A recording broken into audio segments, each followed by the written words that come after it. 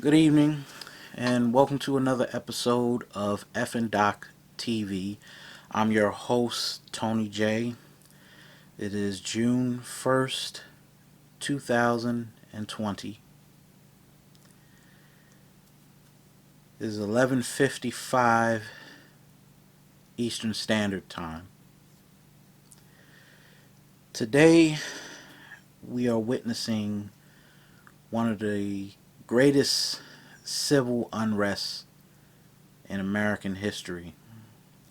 Never has there been a civil unrest like this since the year of 1968 when Dr. King was assassinated. Today, countries all around the nation, states, cities, are now embroiled in flames. People right now are burning cars, hitting police officers, and vandalizing and looting stores at this point. Today is yet another devastation of 2020. Now, from a transition of civil unrest, we are now dealing with a global pandemic on top of a civil unrest.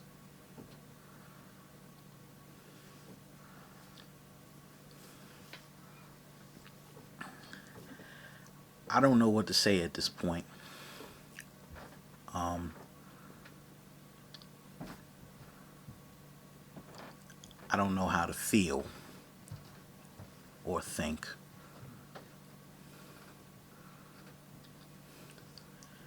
Right now it's very hard to describe. It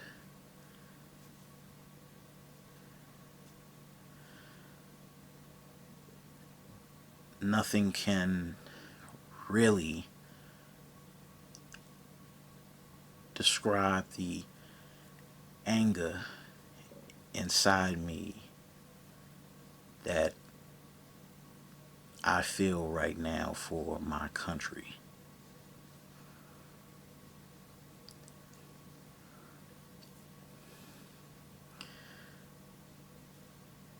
For many years,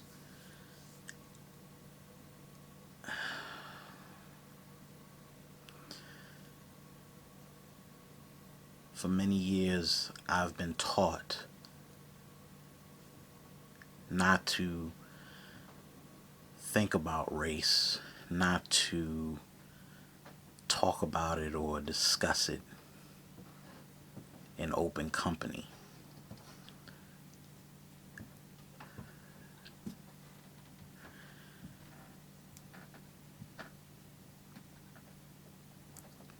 Today,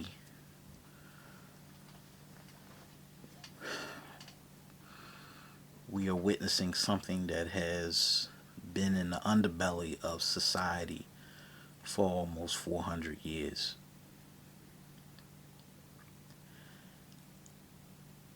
I can't say enough. I don't have the words. Some parts of me want to believe that white people are good and benevolent people, but on the inside, deep down, there is something inherently wicked and evil and demented about Caucasian people that we fail to recognize as African Americans in this country.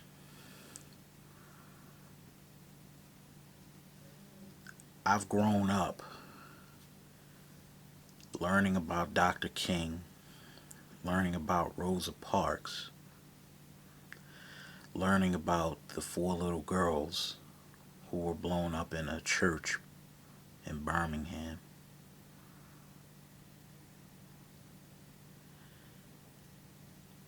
I can't honestly say that the United States can change any issue on race without first acknowledging that white people have an inherent problem that goes deeper than just race, that goes deeper than just integration and Jim Crow.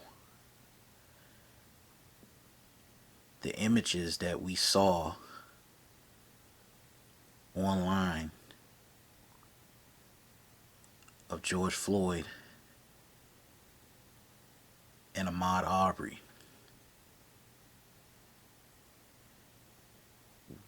we are witnessing something that has become a hypocrisy for American democracy. The idea that America can dictate foreign policy and tell other countries how to not oppress their own people are in hindsight actually oppressing their own people as well. And I think the world now realizes how evil the United States really is.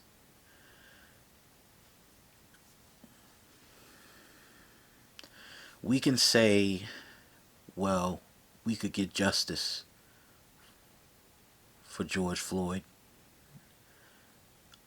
We can say that we could put all four cops in jail and it'll be the end of it.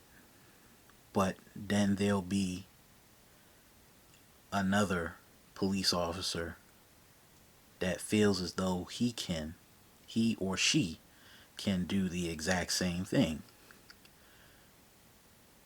Why is it so hard in this country to get a basic human right, such as to breathe, get your knee off my fucking neck so that I can fucking breathe? Why is that such a hard thing to do? Why is that so hard for white people to actually acknowledge?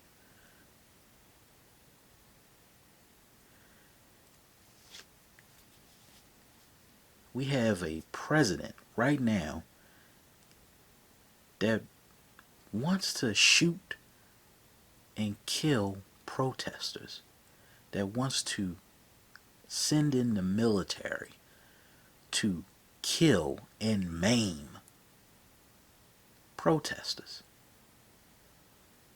There is no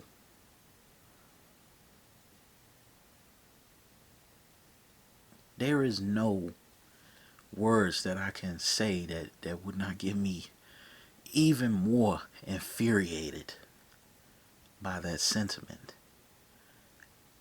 Never in the history of the United States do we have a sitting American president of the free world going on Twitter and saying, when they start the looting, we get the shooting. I have never heard any American president yell those types of sentiments.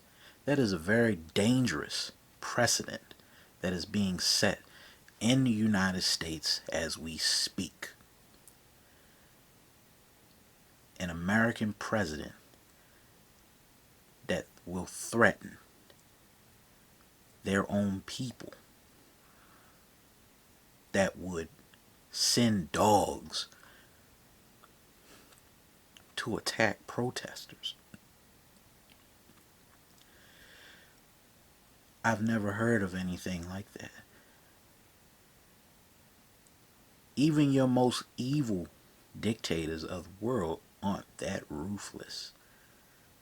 But it seems as though Donald John Trump Jr.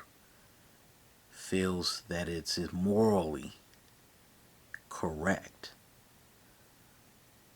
to attack his own American people instead of sow the seeds of unity, something that is very much needed in this country.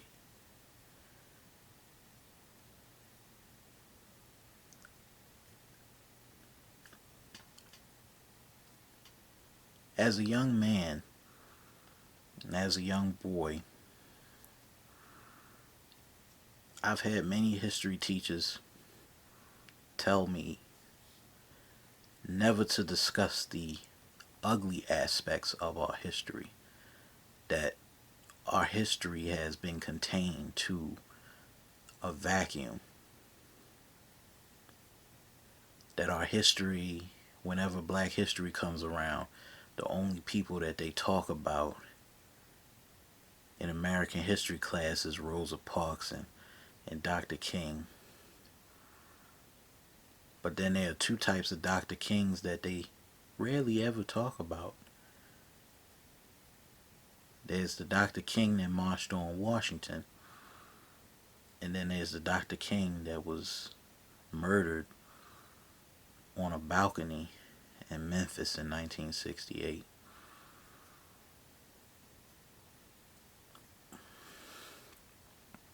Whenever we talk about history, the people who really wanted change are often left out of the history books. People like Bobby Seale, people like Huey P. Newton, the Black Panthers, because they get associated with being militant and far left. Some of the same type of rhetoric that was spread and talked about and in the time of Nixon, that there was a militant, a black militant force trying to destabilize the United States. It's the same type of fucking rhetoric. You could look through videos. You have recorded tapes of Nixon talking about black militants.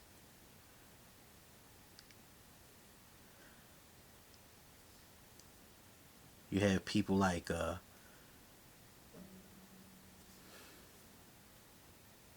Ronald Reagan, when he was governor of California, put an all-out assault on the Black Panthers when he was governor. But these people had one simple request: stop sending the cops to brutalize us in our own neighborhoods.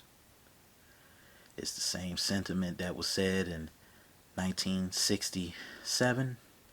It's going to be the same sentiment that was said and that is said now in 2020. The problem with white people is that whenever they use acts of violence against African Americans, we as African Americans are expected to be meek and humble, not to retaliate, not to get guns and start shooting back. And then what white people do even now is that they try to lecture us on what Dr. King would have wanted, what Dr. King would have said if he was here, and Dr. King would have wanted this, and Dr. King would have wanted that. And the problem is that the United States murdered and killed Dr. King, just like they tried to kill, or they did kill, Medgar Evers when he tried to bring change to Mississippi. When Goodman, Cheney, and Swarner tried to bring voting rights to the United States, to blacks in Mississippi, what did the white people do? They went out at night in their cars with shotguns and rifles, and they pushed them into the wooded area, and then they shot them like a firing squad, like they were fucking animals. And then they went back home to their wives and their children, and then they sat down and they eat, and then they went to fucking church. But then white people gonna want to pontificate and lecture us about how we should be nonviolent, how we should not loot and burn our stores. But the very people that they're telling to be nonviolent are the very same people who are violent towards us, who perpetuate the same amount of violence, the same amount of degradation to other groups of people. It's not just black people. It's Latino people in this country. It's the Native American who was pushed off his land. It's the Chinese, which they tried to exclude from the United States at one point. It's the Filipinos that they tried to conquer and destroy their country and try to liberate their country, and said that they came in goodwill, but they killed and raped and pillaged their people. Just like they do with Puerto Rico when they killed off the Taino Indians and tried to claim it, but they still, even today, won't claim statehood for a country that they tried to liberate, for a state, an island that they tried to liberate. The same thing that they did with Cuba and Havana. But it took somebody like Fidel Castro to drive the fucking Americans out in order to establish their own free and independent country, because they were trying to profit off of it, because the mafia was trying to profit off of Havana. And then in return, tried to place an embargo on a country that they tried to liberate. Or the other Latin American countries that they tried to liberate and try to turn into a banana republic and try to put fucking puppet dictators in. Or the fact that they tried to destroy Venezuela, which they still are doing now, because they have oil. Or the fact that they try to go to Iraq and blow up their country and use violence against Iraqi civilians, shoot and kill innocent Iraqi civilians. Or the fact that they were raping Iraqi women. Or the fact that they sent people to Vietnam and tried to rape and kill Vietnamese people, like what they did in the Malay massacre. Oh, these are the same white people that are telling you and I to be nonviolent. But while we're nonviolent, they are violent towards other groups of people. They are violent towards Latin Americans. They're violent towards Asian Americans. They're violent towards Mexican Americans. And then we allow white people in our circle and in our space to you know, try to live with us. We feed them. We give them clothes. We try to, we try so hard to try and understand them. And then in the midst of trying to understand them, we try so hard to try and be like them. We integrate into their society. We try to work hard, get a good education, stay out of trouble, not to be like the criminal element of our own community. But then they create ghettos and they try to redline us from our own fucking communities, try to keep us out. Anytime they see blacks and Latinos moving into their community, they want to try to find ways and go through banks to try and redline us to keep us out of our own fucking communities.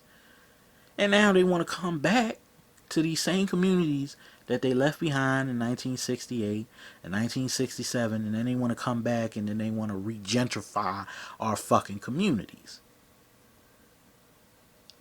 I don't know about you, but to me, that looks like violence to me. That looks like a colonialist mindset, a colonial mindset that oftentimes we are still grappling with. There can never be a society where we have to cohesively live with white Americans. It's not possible.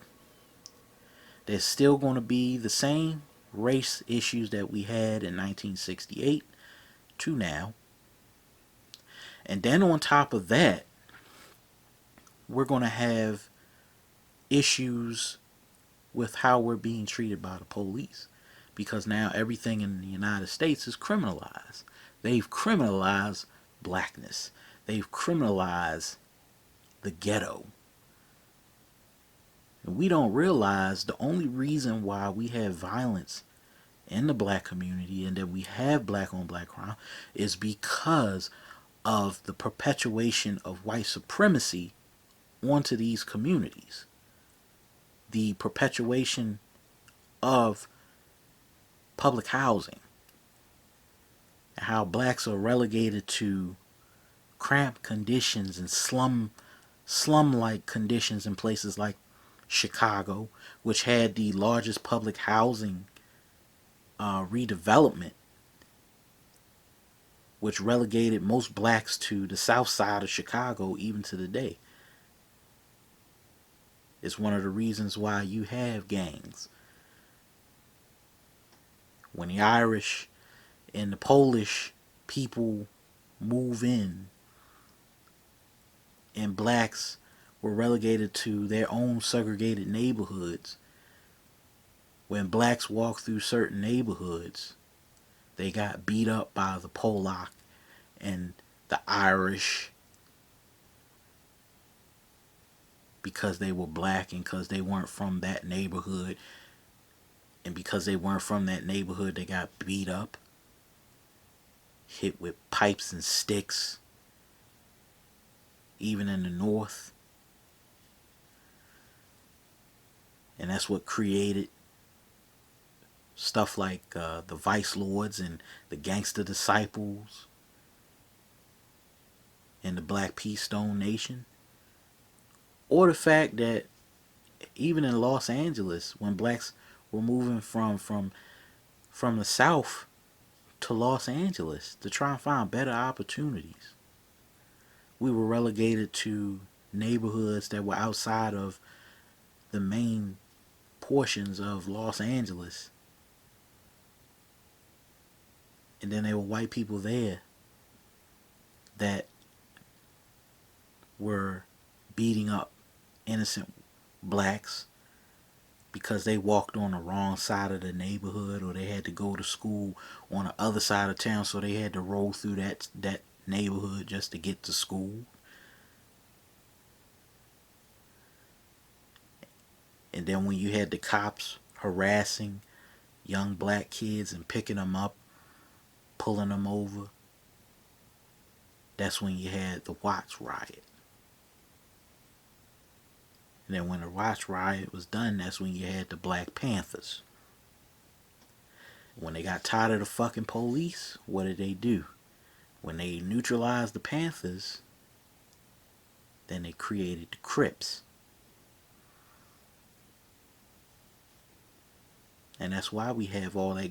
That's why we had all that gang violence. Because of a perpetuation in the poison of white supremacy. And a lot of white people say, well, you know, why does black on black crime exist?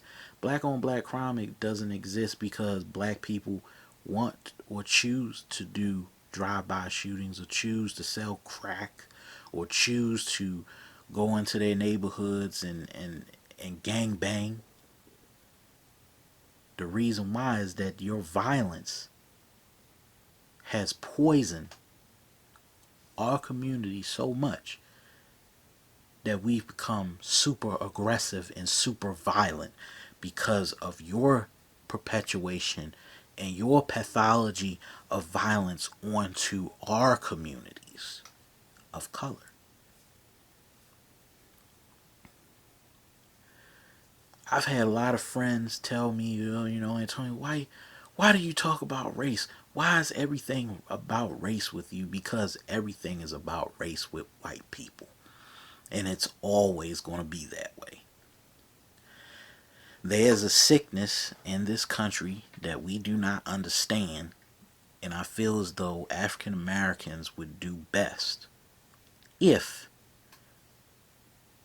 they want to survive to turn away from white society, to turn away from white people and start looking towards yourselves and start uniting with each other. Because right now, with the whole George Floyd incident, what we're beginning to see is the sickness that will never change.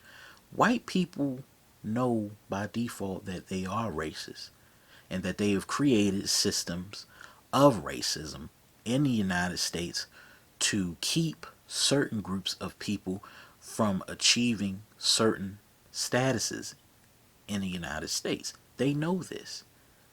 Racism is not, well, I hate you because you're white or I hate you because you're black. No, that's not racism. That's prejudice. Prejudice is I don't like you because you're black or I don't like you because you're white. Prejudice is something that cannot be eliminated by default. We all have our own biases. Even me, I admit to that. I have my own biases. But the truth is that racism is a whole completely different thing altogether. So when I hear some of my friends use the word, well, you're racist, I have to tell them, you know, how can I be racist? I don't perpetuate a system of racism. I don't oppress other people. I don't have the ability to oppress other people. Oppression is when I create a system to exclude certain people from a certain club. If I say, well, you can't join this club because this club is for blacks, this club is not extended to whites, you can't come in. If I say something like that, that in fact is racism. It is discrimination based on color because I'm discriminating against a certain group of people who want to be admitted to a club, and I'm not allowing them to be admitted to this club because of the color of their skin or where they come from. That's racism. That's discrimination. If I say, we're creating a community of black and brown people without the input of whites, that's called being a nationalist. If I say we want to create a black community,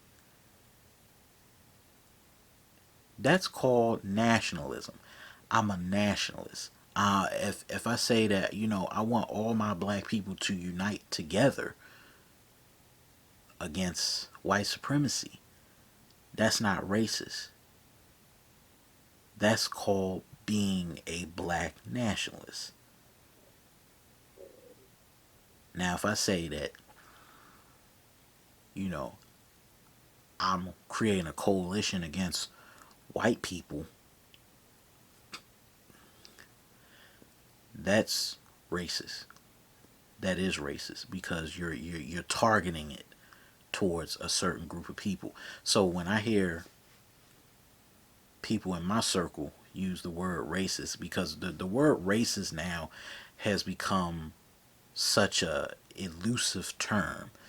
that it could be thrown around whenever. Okay, I'm back. Now what I've said about racism in America, what I mean by that is that racism has become such an elusive term that is thrown around too much in modern society.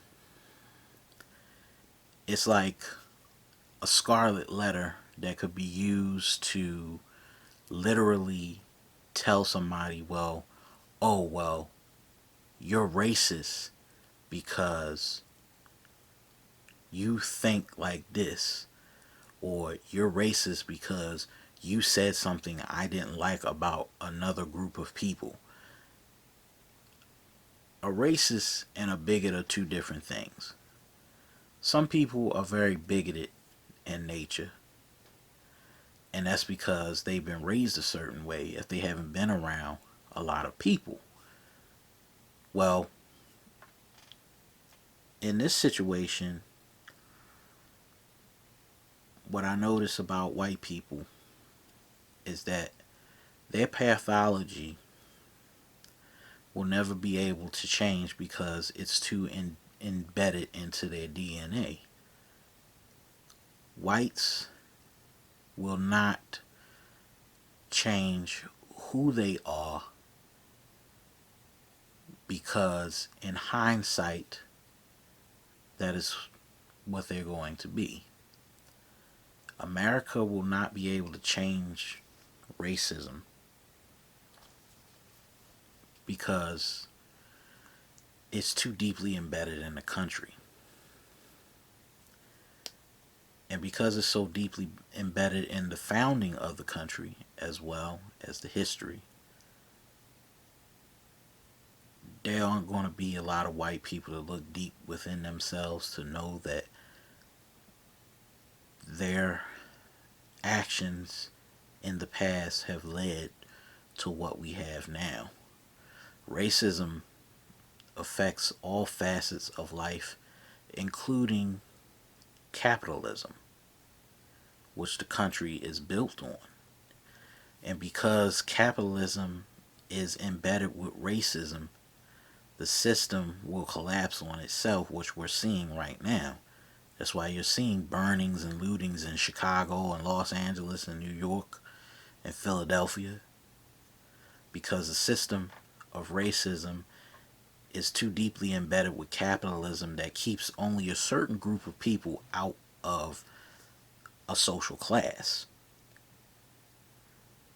And because that social class is collapsing on itself, you have people who are both white and black who are coming to realize that they will not be as wealthy as their parents were in the past, who will be making a lot less than what their parents had made in the past 40 or 50 years. And you also have a group of African Americans who are were relegated to very low rung jobs like janitorial or sanitation or being a waiter, or working in a retail store.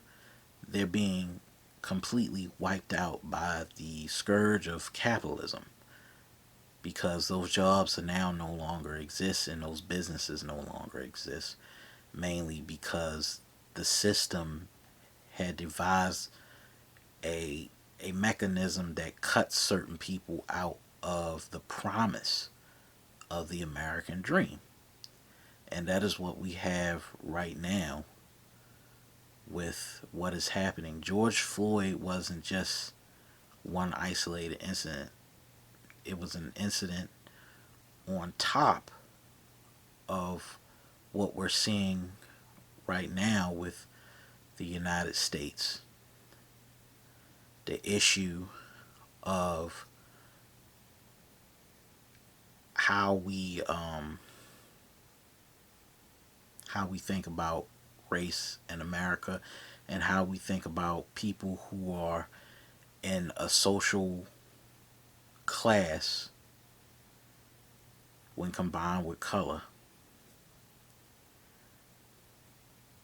George Floyd was a part of a social class. The police officer who pulled over George Floyd said that he wrote a check that it was a forgery in progress. What is a forgery? I mean, what is a bounce check? Everybody writes bad checks from time to time. How you quantify that is kind of really problematic. It's like saying I can't walk down the street because I might fit the description of somebody who robbed or killed somebody.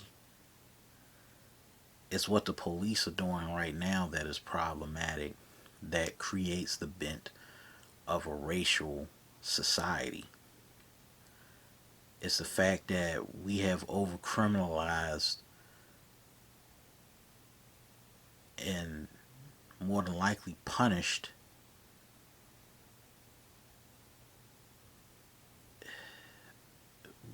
we have literally punished and criminalized blackness in America, because it is the same thing as criminalizing poverty. And who is the direct result of poverty? African Americans. Because in hindsight, we haven't had the same types of opportunities that our white counterparts have had. Now you can sit here and say, well, there are a lot of black people at the very top. Look at Jay-Z, look at Puffy, look at them. Yeah, there are many black celebrities at the very top that have made it out of the situations that they were in. But at the same time, they've made blackness a popular thing. They've made black culture a popular thing. They made black culture a brand. Not many people can do that. But we're talking about the select few who can't do that. Who aren't in hip hop music. Who aren't athletes and entertainers or comedians. Those are the people that suffer the most at the very bottom. And I think there's a problem where we've inherit a deep issue within our community where we've only churned out and raised up a whole group of athletes, rappers, and entertainers. And because we created that as our cultural currency and something that makes us rich, white people expect us to be in that realm. They don't expect us to do anything different except be rappers, entertainers, and athletes. And then those very same people that say they're in our corner, and those very same whites that say they support us will not dole out any money if something happens to us. You know, it's just like the case of Sammy Davis Jr. A lot of white people like Sammy Davis Jr. But at the end of his life and his death, nobody helped pay his debts. He became a man that was deeply in debt and was deeply a broken man. He died broken, penniless. But he was one of the greatest tap dancers, one of the greatest entertainers in the world. You know, same thing with Joe Louis. Everybody loved Joe Louis. White Americans loved Joe Louis because he beat Max Schilling. But then they turned on him when he had tax problems. And the same thing I say about white people, and I'm going to be very brief. The same people that say they're in your corner aren't really in your corner. Some of them are only there to take from you. It's like being in an abusive relationship with somebody, and I think black people have had an abusive relationship with white society. We keep forgiving and we keep being benevolent and we keep accepting their inherent problems, that they are racist, that they're savage, that they're abusive, that they kill our own people. And I ask this, if you was in a relationship with somebody that kept constantly beating the shit out of you and telling you that you're nothing to them, that you're beneath them, that you're not going to be worth anything to them unless they do something for you, would you ever want to be in a fucking relationship like that? And it's just the same as being black. Why would I want to be in a relationship with a white person that hates me so much, that wants to kill me and maim me while I'm sleeping in my own house? Why would I want to be in a relationship with white society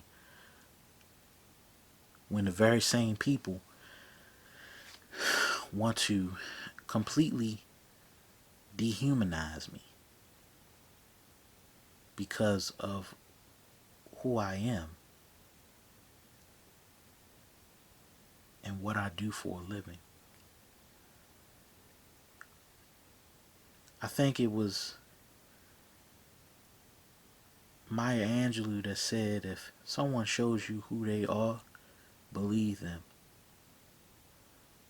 I think it's time for blacks to start believing that white people are never going to change, and white people are inherently evil. They are born into a system of privilege, and their whiteness and their thirst for power and being supreme and narcissistic over everybody else is what's killing them. And when we start to separate ourselves from white society, then we become confident in our own blackness, that we are good just the way we are, and that nothing is inherently wrong with us unless we try to compete with white society. And the problem is that too many blacks in America try to compete with white society instead of playing in the position that we're in. Because then they come to us, and then we have that leverage that they don't have. And I think in essence, in America, we as black people give away too much of our leverage in society. We give away our power, we give away our culture to white people. White people love us when we give them hip hop and we break dancing and we telling jokes on Def Comedy Jam and shit. And then at the end of the day, the same white people that laugh with us, play with us, joke with us are the same white people that are going to kill us while we sleep. And I think it's time that we understand that history. I think it's time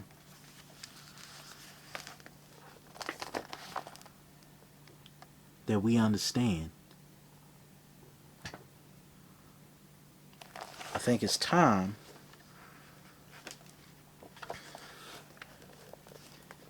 that we understand what it is that they do.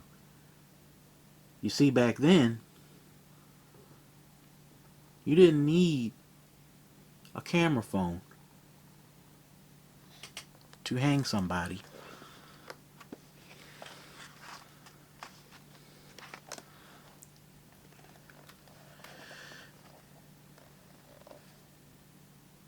They put our own degradation on postcards and pass it around like souvenirs. This is what they do. This is how they treat us. They burn us. They lynch us. They maim us. And then they put it on postcards. And then they circulate this shit to other people.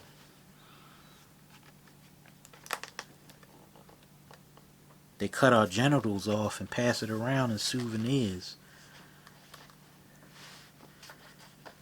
Cut our ears off and put them in jars. They love blackness so much.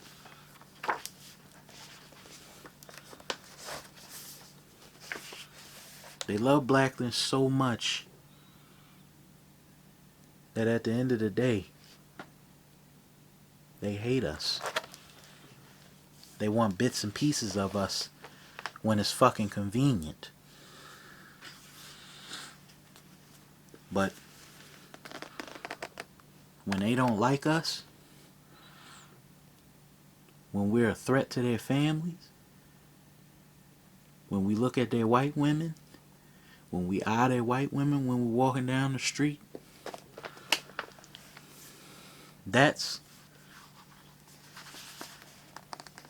when we no longer become the entertainment, but we become the fucking prey.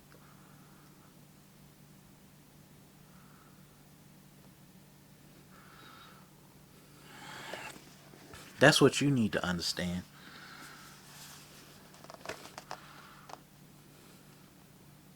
That's what the fuck you need to understand as a black American.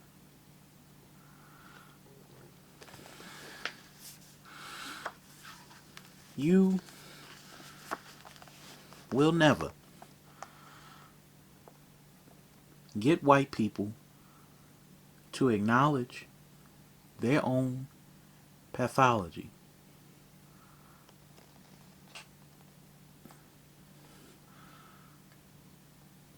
Because they hate us. And they always will hate us. They'll never acknowledge us. Malcolm knew this. Huey P. Newton knew this. And now, I'm trying to tell you the same thing.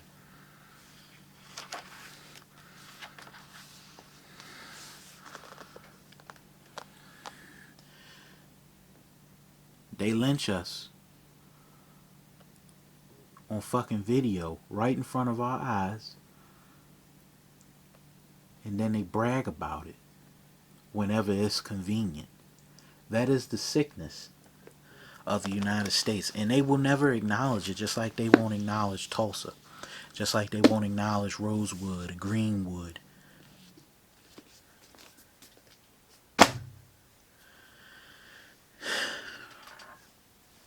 You have one movie after the next talking about the racial tension in America.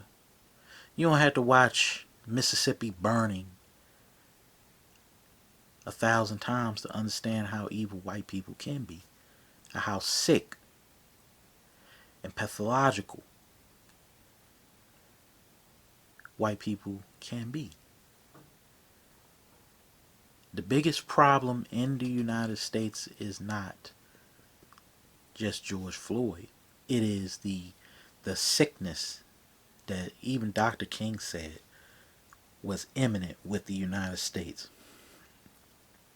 He said, even before he died, that my own government is the purveyor of violence. This was Dr. King's words. My own government is the purveyor of violence. So when you sit there and you acknowledge what's going on and you understand it, then and only then will you turn away from it and start turning to yourself to find peace, to find the peace that has been missing from this whole situation. These kids out here shouldn't be looting and burning things, but they haven't been taught how to look within to find peace. That's why they come out so violent. Because their parents haven't taught them to be developed, self-developed. And that's what's plaguing the United States. Our parents who grew up in the civil rights generation, they taught us how to survive, but they didn't teach us how to live. And right now, black people have to teach their children how to start living and how to look within and not look outward to get confirmation from white society that they are great. Because we are. Blackness is an important cultural contribution to the United States. We built this fucking country from the ground up. They took us from our lands and they placed us here, and we picked the cotton. We picked the corn husk. We picked the tobacco. We picked the rice. We danced. We shouted. We created gospel music. We created so many beautiful things that this country, it makes great. We created jazz, for Christ's sake. That is our contribution to the world. White people's contribution to the world is war and violence and conquering other countries. That's their contribution to the world. Our contribution as black and brown people is our music and our insane work ethic that even today white people still take advantage of. There is no one lazy and less of a work ethic than white people. White people don't work for shit. They get somebody else to do it. They get us to do their work. They get us to tap dance for them, to put on a happy face, to make them smile, to breastfeed their babies. Us. And when we leave the relationship and walk away because we're not valued and appreciated, guess what? They're going to miss us when we're gone. They're going to miss us when we leave the United States, if we choose as individuals to leave the United States, because I believe that's what we should do. Protesting and tearing up shit does not help the situation, because white people have resources and money to build that all back up. You don't have that. Hit them where it hurts, in their pockets. Leave the United States. Get a passport and go to other countries where you're appreciated, where you can be yourself, where you could be free of this evil American society. And I'm telling you, here at F and Doc TV, I'm going to constantly be turning out material to try and get your minds ready for a new revolution and a new movement. So I'm telling you, if you're out there and you're frustrated, come subscribe and come listen. You know, comment, leave a like, share this message. I'm not perfect, but at the end of the day, I've come to a reawakening in my life that maybe the United States is not the greatest country in the world. So, I bid you farewell, and in the next video, we're going to be talking about some other material. We're going to get into some more shit. So please stay tuned, and if you're out there, please go home and stay safe, and don't give this evil white country another dime of your fucking money. Keep it to yourself. I'm out.